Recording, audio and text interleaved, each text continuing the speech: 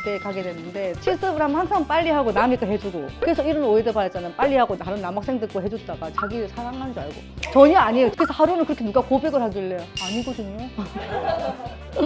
언제 서울로 상경을 하게 됐는지 서울에 오시기 전부터 얘기해 주시면 그래요? 저는요 부산에서 태어나서 부산에서 계속 자라고 별명이 폴리시, 바보 약간 이런 스타일의 학생이었어요.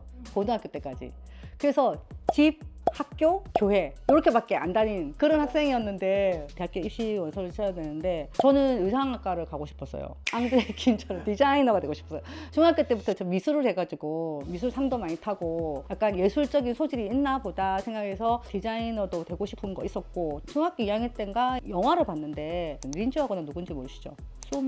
소머즈가 린지 와거너예요. 주인공인 린지 와거너는 무슨 직업이었는지 기억이 안 나는데 그때 조연인 여자가 극 중에 디자이너였어요. 디자이너. 너무 멋있게 보이는 거. 주인공보다 그 여자가 너무 멋있어 보여가지고 중학교 2학년 때 나는 디자이너가 될 거야. 중학교 때는 예술원을 불태우고 있었어요. 그래가지고 공부를 잘한 건 아니지만 그래도 서울대 의상학과 들어갈 정도는 됐거든요. 그래서 아빠 나 서울대 의상학과 쓰고 싶어 했는데 아빠가 야 네가 우리 집 형편을 뻔히 아는데 갑자기 눈물이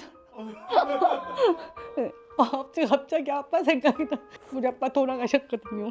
그 의상학과 그런 데는 집에서 좀 밀어줘야 돼. 그리고 첫 번째 돈이 많이 필요하다. 두 번째는 우리 형편에 서울에 못 간다. 뭐야 이거 약간 이거 심파로 오르고 있는 하여튼 그래서 바로 저는 그냥 좀 착한 스타일이라 예 알겠습니다 했는데 아빠는 내가 약사가 되기를 원했어요. 그 이유가 또 웃겨요. 주택에 살았는데 주택 입구 쪽에 김약국이랑 약국이 있었어요. 근데 아빠가 김약국에 약사랑 싸운 거야. 그래서 꼴보기 싫다고 네가 약사해라. 네가 약사해서 우리가 지어 먹자.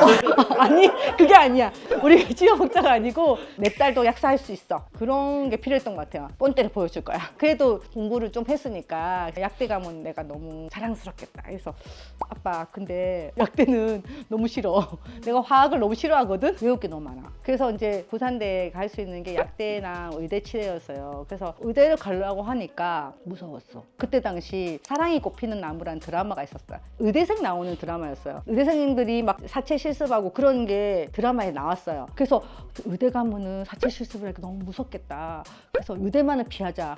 그래서 가게 된 게 약대 가기 싫고 의대를 무섭고 해가지고 치대를 선택해서 치대에 가게 됐어요. 치과 의사가 되겠다는 생각은 한 번도 해본 적이 없지만 치대에 가게 됐는데 막상 가서 공부했을 때는 손으로 하는 게 많더라고요. 그래도 나는 엄청 이익이었지. 손이 빨라.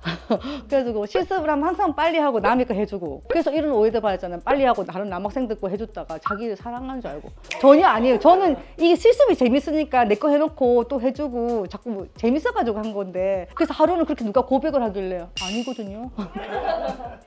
그렇게 한 적이 있답니다. 그래서 치과를 졸업을 하고 울산에 취직을 했어요. 제가 차석 졸업자거든요. 2등으로 졸업을 했는데 교정과에 남는 사람 제일 공부 잘하는 애들이 남는데 이제 1등 하는 친구랑 제일 친해요. 근데 1등 하는 그 친구랑 나랑 서로 피해서 다른 과를 지원했어야 되는데 같이 교정과에 지원을 하게 됐는데 제가 그 전공의 시험 치는 날 아침에 교통사고 났어요. 그래서 저는 전공의 시험에 떨어졌고 지금 생각하면 떨어지기 잘했죠. 아니면 여기 있질 않아요. 제가 부산에 있을 거예요.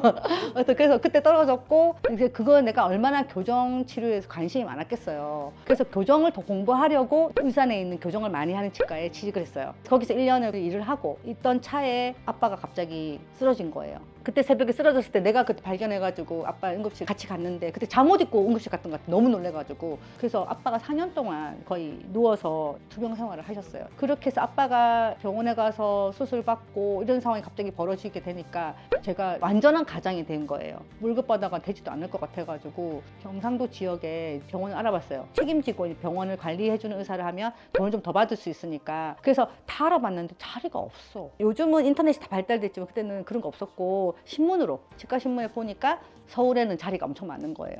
고속버스 타고 올라와가지고 3군데를 딱 찍어가지고 면접을 보러 갔어요. 제일 처음에 송파에 면접을 보고 2군데 뭐 가양동 뭐 있었는데 송파 딱 면접 보고 나니까 더 이상의 면접 볼 수가 없어. 너무 힘들어서 몸이. 그래서 그냥 이걸로 결정하자 해서 2군데는 아예 안 가고 한 군데만 가고 그냥 하겠습니다 하고 보통은 관리의사에도 관리의사 월급을 받거든요. 골목 안에 조그만 병원이었는데 그 선생님께서 본인이 이제 출산을 하고 좀 쉬고 싶다고 해서 이제 그 병원을 맡기는 거였고 그분은 지방으로 가시는 거였어요. 그래서 어떻게 했으면 좋겠냐, 급여를 받고 싶냐, 아니면은 뭐 내가 다 알아서 다 하고 자기한테 얼마나 주겠냐 이렇게 해서 내가 한 번도 그런 거 안 해본 사람이 뭔 배짱으로 한 달에 제가 얼마 드릴게요 이렇게 된 거예요.